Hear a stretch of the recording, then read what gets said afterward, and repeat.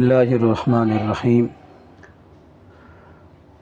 عن انس رضی اللہ تعالی عنہ قال قال رسول اللہ صلی اللہ علیہ وسلم یحرم ابن آدم ویشب فیہ اثنان الحرص علی المال والحرص علی العمر او کما قال علیہ الصلاۃ والسلام۔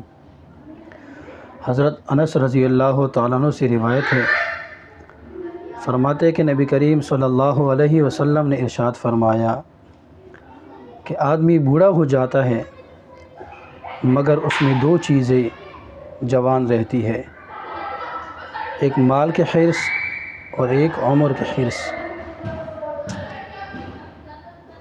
آپ صلی اللہ علیہ وسلم کی حدیث کا مطلب یہ ہے کہ انسان کے اندر، ایک عام انسان کی فطرت میں یہ چیز ہوتی ہے کہ اس کی خواہشات زیادہ ہوتی ہیں۔ پھر وہ پوری کیسی ہوتی ہے؟ اس کے لیے وہ چاہتا ہے کہ اس کی زندگی زیادہ ہو، مال و دولت ہو، توانائی ہو۔ لیکن جب انسان کی خواہشات زیادہ ہوتی ہے، یہ چیزیں زیادہ ہوتی ہے، تو اس کی بربادی یا نقصانات بھی زیادہ ہوتے ہیں۔ تو وہ عقل انسان کو مال و دولت کی چیزوں کی جو نقصانات ہیں ان سے بچاتی ہیں۔ لیکن جب انسان بوڑھا ہو جاتا ہے تو اس کی عقل کمزور ہو جاتی ہے۔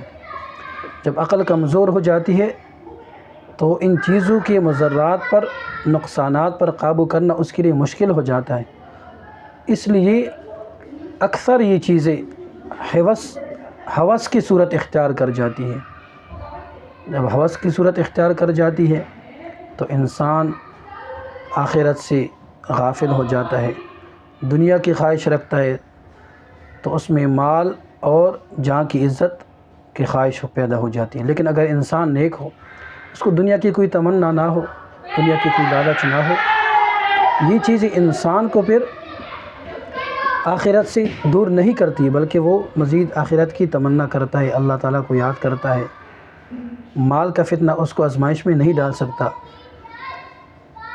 ایک اور حدیث میں نبی کریم صلی اللہ علیہ وسلم نے فرمایا کہ ان لکل امت فتنہ وفتنۃ امتی المال، کہ بے شک ہر امت کے لیے فتنہ ہے لیکن میری امت کا فتنہ مال ہے۔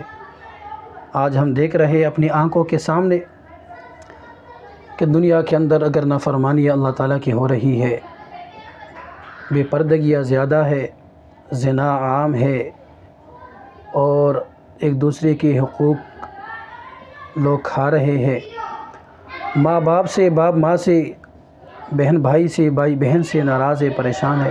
تو مقصد کیا؟ ایک ہی چیز ہے۔ وہ کیا چیز ہے؟ ایک چیز کہ مال ہے، مال کی خاطر ایک دوسرے سے لڑائی جھگڑے کرتے رہتے ہیں، ایک دوسرے سے اختلافات رکھتے ہیں۔